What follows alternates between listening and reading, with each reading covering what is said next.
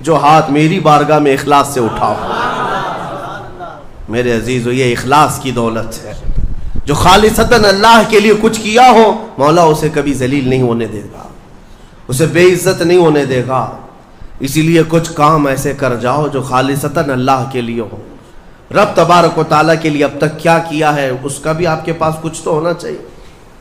اگر اپنی زندگی میں آپ احتساب کریں, اپنا ہی محاسبہ کریں کہ میں جوانی سے لے کر اب تک جتنے کام کیا ہوں کوئی کام ایسا ہے جو خالص اللہ کے لیے کیا ہو.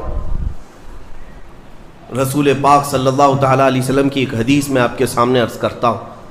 اخلاص میں کتنی طاقت ہے وہ بتاتا ہوں. حضور اکرم صلی اللہ علیہ وسلم فرماتے ہیں, صحیح حدیث ہے یہ, 3 لوگ سفر پر تھے, 3 دوست تھے, یہ تینوں سفر پر تھے اور یہ پہاڑوں کے راستے سے جا رہے تھے. ایک پہاڑ کے غار میں ان لوگوں نے پناہ لینے کے لیے تھوڑی دیر آرام کیا اور بارشیں شروع ہو گئیں, طوفانی بارش, اور ایسی بارشیں آئی کہ پہاڑ کے پتھر کھسکنے لگے اور ایک بہت بڑی چٹان کھسک کر کے یہ غار کے منہ پر آ کر گر گئی.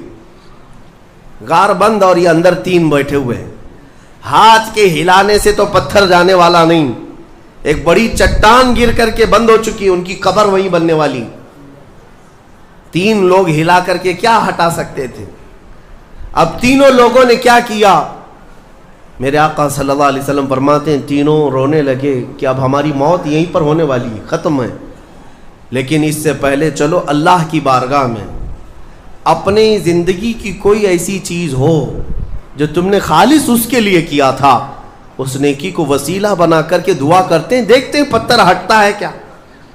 تو تینوں نے اپنی اپنی زندگی کی ایک ایک چیزیں شمار کرنا شروع کیا. توجہ چاہتا ہوں.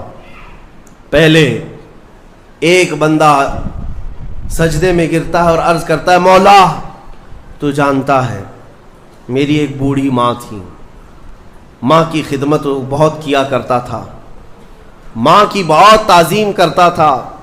ایک دن رات کو جب میں گھر پہنچا تو میرے پاس صرف 1 روٹی تھی اور تھوڑا سا دودھ تھا. میرے گھر کے کئی بچے تھے, بچے بھی بھوکے تھے, لیکن میری ماں بوڑھی تھی.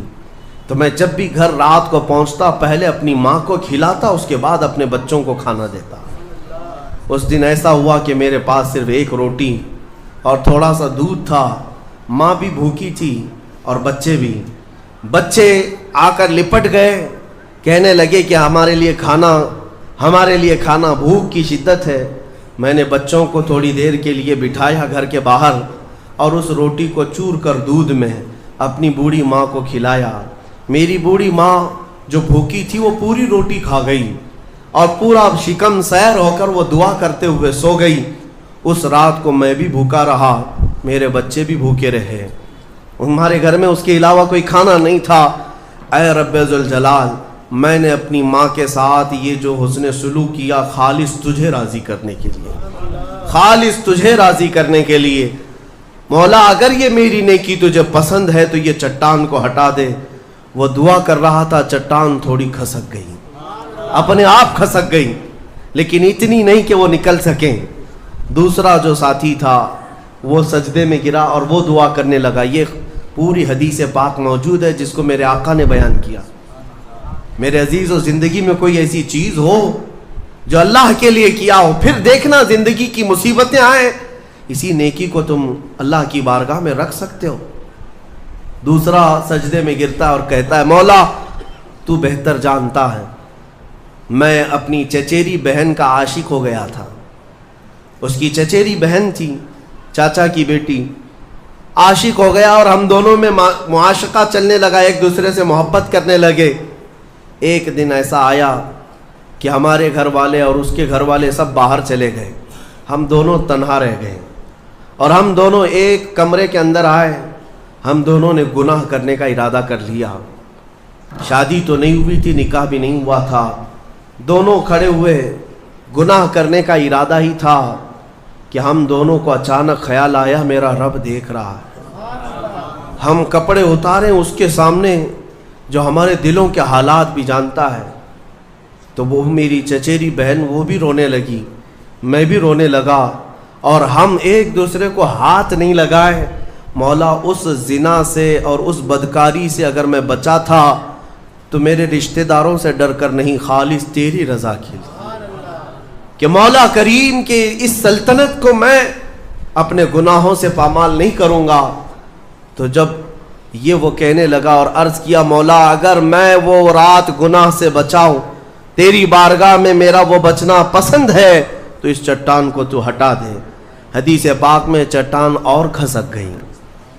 تیسرا شخص تھا، وہ سجدے میں گرا اور کہنے لگا اے رب ذوالجلال، تو بہتر جانتا ہے میں ایک زمین اور جائیداد کا مالک تھا، میرے پاس کئی مزدور کام کیا کرتے تھے، اور ایک مرتبہ ایسا ہوا کہ میں مہینہ ختم ہوتے ہی سارے مزدوروں کو ان کی تنخواہ دے دیا کرتا. ایک مزدور ایسا ہے جو اپنی تنخواہ لیے بغیر چلا گیا، ایک مزدور تنخواہ لیے بغیر چلا گیا اور اس کی تنخواہ میں نے سنبھال کر رکھی اور اس سے ایک بکری خرید لیا. میاں لوگ تو کسی کی سیلری ہو دبا کر کے کھا جائیں گے، اور یہ حدیث پاک میں جس کے لیے کہا جا رہا ہے وہ بندہ کہتا ہے میں اس کی پوری تنخواہ سے ایک بکری خرید لیا، بکری کو پالنے لگا، وہ مزدور آیا نہیں، وہ مزدور چلا گیا، مہینوں چلا گیا، بکری کو میں پالتا رہا، بکری نے بچے دی، بچوں کے بچے ہوئے، بچوں کے بچے ہوئے. اے رب ذوالجلال تو نے اتنی برکت دی کہ اس ایک بکری سے ایک پورا میدان کئی ہزار بکریاں بھر گئی، کئی ہزار بکریاں کئی سالوں کے اندر. وہ ان بکریوں میں نہ کسی کو بیچتا تھا نہ کسی کو ذبح کرتا تھا، سب بکریاں رکھا. کئی سالوں کے بعد اچانک وہ مزدور واپس آیا اور اس نے آ کر مجھ سے کہا کہ مالک میں آپ کے ہاں خدمت کرتا تھا، آپ کو یاد ہے کچھ سالوں پہلے میں نے اپنی تنخواہ چھوڑ دی تھی، ایک مہینے کی تنخواہ نہیں لیا تھا. تو میں نے اس سے کہا کہ ہاں مجھے اچھی طرح سے یاد ہے، اور اس کا ہاتھ پکڑ کر کے ان بکریوں کے ریوڑ کے پاس لے گیا اور کہا یہ تیری تنخواہ ہے، یہ پوری تیری تنخواہ ہے. اس نے کہا میرے ساتھ کیا مذاق کر رہے ہو مالک، میری تنخواہ اتنی ہے کہ اس زمانے میں ایک بکری بھی نہیں آ سکتی. اس نے کہا ہاں بالکل تو صحیح کہہ رہا ہے، لیکن اس زمانے میں ایک بکری خرید لی میں نے، اور اسی بکری سے اللہ نے اتنی برکت دی، اس میں میرا ایک بھی حصہ نہیں. تیری ان بکریوں کا دودھ تک میں نے نہیں پیا، صرف اور صرف تیرے انتظار میں، اور یہ ساری بکریاں تو لے جا. اور وہ مزدور خوشی خوشی اپنے پورے ریوڑ کو، آج کے زمانے کے وہ کئی لاکھوں کی بکریاں ہوں گی، وہ مزدور لے گیا. اب یہ بندہ کہتا ہے اے رب ذوالجلال میں نے یہ امانت اگر سنبھالی تھی تو خالص تیری رضا کے لیے، مولا صرف تجھے راضی کرنے کے لیے، ورنہ پیسے کھا جاتا تو کون کیا کر لیتا، وہ مزدور کون سا وصول کر لیتا. کہتا نہیں مجھے یاد نہیں، اب میں پہچانتا بھی نہیں. مولا میں نے تیری رضا کے لیے کام کیا، اگر تجھے یہ پسند ہے تو یہ چٹان ہٹا دے. حدیث پاک میں ہے اس نے جیسی یہ دعا کیا پوری چٹان ہٹ گئی، پوری چٹان کھسک کر ختم ہو گئی، ان کا راستہ صاف ہوا. پتہ یہ چلا حدیث پاک کا یہ مفہوم ہے. میرے عزیزوں میں اب آپ کے سامنے عرض کرتا ہوں، ایسی بڑی بڑی چٹانیں آج بھی ہم پر گر رہی ہیں، مصیبتوں کی چٹانیں، ظلم کی چٹانیں، لوگوں کے تان و تشنی اور لوگوں کی گالی گلوچ کی چٹانیں. ان چٹانوں کو کھسکانے کے لیے تمہارے پاس اخلاص والی کوئی نیکی موجود ہے؟ رب تبارک و تعالیٰ کی بارگاہ میں کبھی یوں عرض کرتے کہ مولا میں نے خالصتاً ایک رات تیرے لیے کھڑے ہو کر پکارا تھا جب سب لوگ سو رہے تھے، میں صرف تجھے راضی کرنے کے لیے عبادت کیا.